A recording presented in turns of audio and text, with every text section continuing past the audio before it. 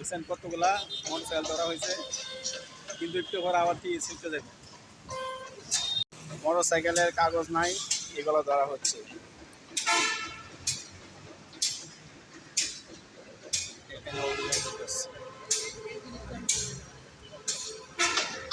অভিযান চলতেছে। এখানে গাড়ি ঘোড়া ধরতেছে, মাইক্রোবাস, তারপরে পিক আপ, মোটরসাইকেল সব ধরা হচ্ছে।